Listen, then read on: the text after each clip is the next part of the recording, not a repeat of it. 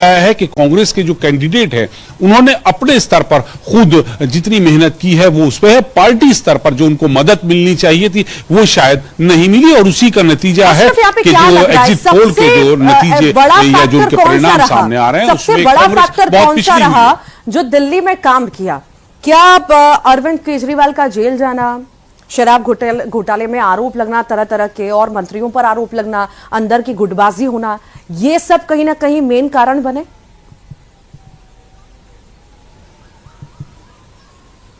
बिल्कुल, देखिए भाजपा ने इसी को मुद्दा बनाया है, भ्रष्टाचार, और अरविंद केजरीवाल समेत तमाम उनके जो बड़े नेता थे वो जेल गए और इसी चीज को लोगों पर उन्होंने ज्यादा प्रमुखता से या ये भी कह सकते हैं अशरफ कि शायद या ये भी कह सकते हैं अशरफ कि शायद अरविंद केजरीवाल जेल गए तो पार्टी शायद कमजोर हो गई, जो शायद सपोर्ट मिलना चाहिए था, गाइडेंस मिलना चाहिए था, वो नहीं मिल पाया, और अरविंद केजरीवाल के जेल जाने के बाद अंदरूनी गुटबाजी शुरू हो गई, उस वजह से भी ऐसी स्थिति बनी।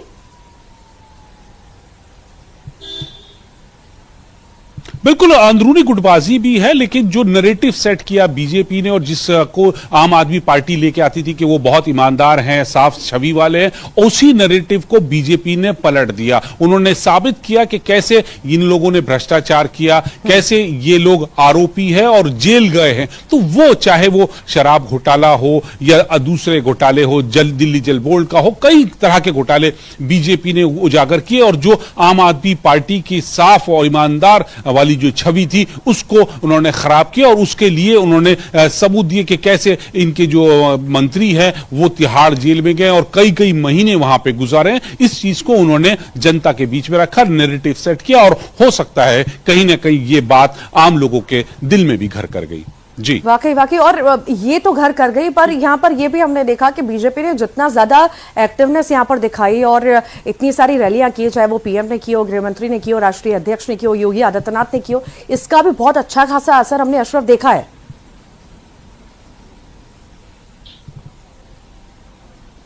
बिल्कुल, देखिए वही मैंने आपसे कहा कि बीजेपी ने अपने तमाम बड़े नेताओं को यहां दिल्ली विधानसभा चुनाव में उतारा है। जितने भी उनके मुख्यमंत्री थे, उनके बड़े नेता थे, राज्यों के बड़े नेता थे, सांसद हों, सब यहां पे उनकी जिम्मेदारी थी। उन लोगों को काफी पहले से जिम्मेदारियां दे दी गई थी और बहुत सक्रियता से वो जनता के बीच में जा रहे थे। अशरफ, मैं आपके पास लौटूंगी। वरिष्ठ पत्रकार सरमन नगेली जी हमारे साथ जुड़ गए हैं। नगेली जी, बहुत स्वागत है आपका। आप देख ही रहे हैं स्थिति, एग्जिट पोल भी चुका है और कहीं ना कहीं बीजेपी मजबूत होती हुई नजर आ रही है और आप कहीं ना कहीं पिछड़ती हुई नजर आ रही है, और कांग्रेस का तो खैर यहां पर कुछ नजर ऐसा कुछ खास आता नहीं है। कैसे देखते हैं आप?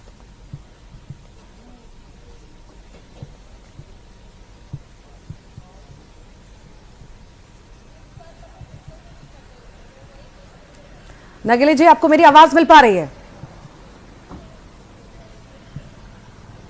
ठीक, फिर से मैं आपके पास लौटूंगी। शायद कोई नेटवर्क इशू है, इस वजह से बातचीत हमारी नहीं हो पा रही है। लगातार अशरफ हमारे साथ जुड़े हुए हैं। अशरफ, सिर्फ यही मुद्दा नहीं था, और भी कई सारे मुद्दे थे जिसको लेकर के लगातार बीजेपी भुना भी रही थी। चाहे सेफ्टी का अगर हम बात करें, सेफ्टी को लेकर लगातार बातें उठती रही हैं दिल्ली में, और इसको लेकर के एक दूसरे पर आरोप, चाहे बीजेपी आप पर आरोप लगाए, चाहे आप बीजेपी पर आरोप लगाए, पर यहां पर हल इसका निकलता हुआ दिखाई नहीं दिया। अशरफ, बिल्कुल, देखिए जो महिला सुरक्षा की बात थी तो वो तो थी, लेकिन इसके लिए हमेशा से यहाँ पर आम आदमी पार्टी की जो थी वो पूरी तरह से ये मुद्दा केंद्र सरकार के पाले में डाल देती थी, क्योंकि जो लॉ एंड ऑर्डर की बात है वो केंद्र सरकार के पास है। जबकि यहाँ पर दूसरा एक जो मुद्दा था प्रदूषण का था, यमुना की सफाई का था, वो जो था उसको बीजेपी ने और अच्छे से यहाँ पे भुनाया है।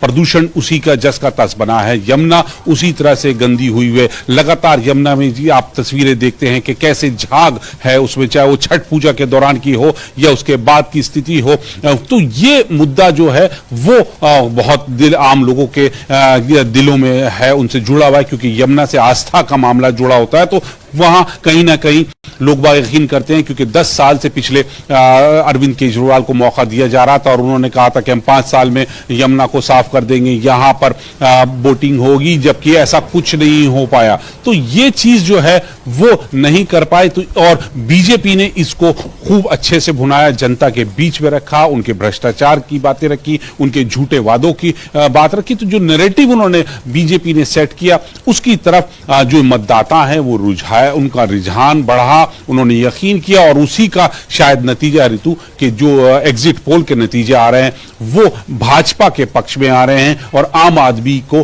थोड़ा झटका लगता नजर आ रहा है। हालांकि जितनी सीटें 32 से 37 सीटों के पर आम आदमी को दिखाया जा रहा है और 35 से 40 में भाजपा है, तो ज्यादा फर्क नहीं है इन सीटों को भी अगर आप देखें एग्जिट पोल के तो 3 सीटों का। लेकिन ये है कि हां भाजपा के पक्ष में वोट ज्यादा हुआ है और एक ट्रेंड रहता था जैसा कि जब मतदान ज्यादा होता है तो उसका मतलब यही है कि जनता सत्ता परिवर्तन चाहती है। और इस बार भी जो 5 बजे तक के आंकड़े हमारे पास हैं वो साफ बता रहे हैं कि 2020 से 3% ज्यादा मतदान हुआ है, तो यानी ये सत्ता परिवर्तन की तरफ है। ऋतु ठीक ठीक ठीक। सरमन नगेली जी हमारे साथ जुड़े हुए हैं, वरिष्ठ पत्रकार हैं। सरमन जी, आपको मेरी आवाज मिल पा रही है? मिल रही जी, जैसी तस्वीर अभी हम देख रहे हैं, कहीं ना कहीं बीजेपी को बढ़त मिलती, आप पिछड़ती हुई नजर आ रही है, किस तरह से देखते हैं? देखिए, जिस तरह से देश के प्रधानमंत्री माननीय नरेंद्र मोदी जी और गृह मंत्री अमित शाह जी और जेपी नड्डा जी जो चुनाव जीतने की रणनीति पर काम करते हैं, वो उनकी लगातार रणनीति सफल होती दिख रही है। चाहे मध्य प्रदेश के जो या राजस्थान या दिल्ली के चुनाव हुए, अभी महाराष्ट्र के चुनाव हुए, फिर लोकसभा चुनाव में, तो लगातार उनकी रणनीति सफल हो रही है। और अभी तो उनका एक अच्छा एक माहौल चल रहा है पूरे देश में, तो जो अभी रुझान आ रहा है उस रुझान के अनुसार तो कह सकते हैं एक जो आपका एग्जिट पोल है कि उनकी सरकार बनती हुई दिख रही है। लेकिन मेरा यहाँ ऋतु जी एक दूसरा मानना है। मैं चूंकि ओपिनियन पोल और सर्वेक्षण और भारतीय चुनावी सर्वेक्षण पर थोड़ा सा स्टडी कर रहा हूँ, मैं लंबे समय से कर रहा हूँ, कुछ काम भी चल रहा है मेरा किताब का। जाने माने लेखक निक मून ने अपनी पुस्तक opinion poll history theory and practice में लिखा है कि जनमत सर्वेक्षण अच्छे या बुरे के लिए लोकतांत्रिक प्रक्रिया में अंतर्गुंफित होते हैं। ये चुनाव को भेड़चाल के स्तर तक या रेस्कैप स्तर तक गिराकर पूरे लोकतंत्र को दूषित करते हैं।